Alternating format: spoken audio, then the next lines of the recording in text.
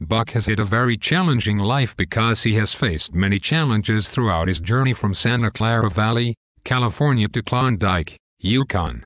An example is how differently he has been treated in Klondike, Yukon compared to Santa Clara Valley, California. In Klondike, Yukon he gets abused, while in Santa Clara Valley he was getting somewhat treated okay. Judge Miller's sons, daughters and grandsons do things with Buck. If they were doing something, they'd bring Buck with them. Buck is a strong character. He has lived in California living a somewhat acceptable life. But then all that was about to get changed. Buck gets sent to the Yukon and has been abused there. He has learned many lessons, and John Thornton is the one who has compassion for Buck. John Thornton is the one in Buck's life who probably stood out the most. I say this because John Thornton was very caring towards Buck, and has also saved Buck while Buck was in Klondike, Yukon. This being said, it comes to my conclusion that Buck has a personality. A character trait that Buck possesses is fierce. Buck is fierce because he is strong, mentally and physically, and doesn't give up.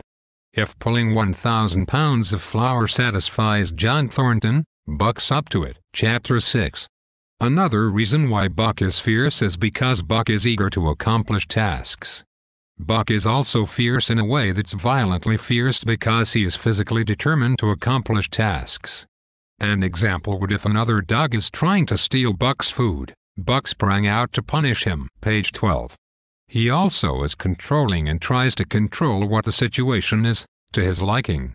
An example is if another dog was doing something that Buck didn't like, Buck would do something physical to punish him. Buck is also compulsive because he had an irresistible impulse and such a nerve to kill the other dog he was dealing with, Spitz.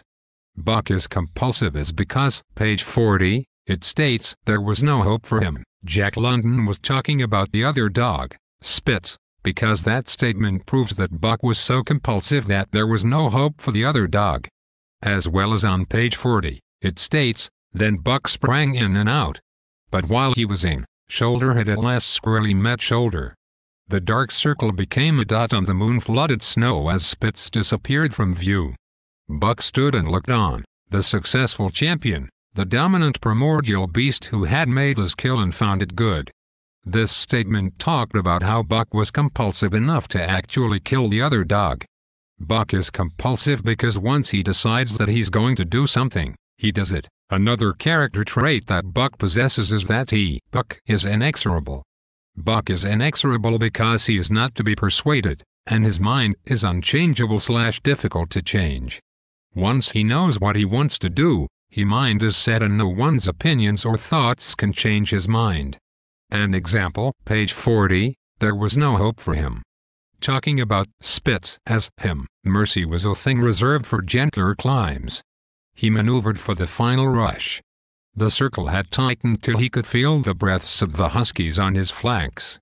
This quote was referring to how Buck had an urge to kill the other dog, Spitz.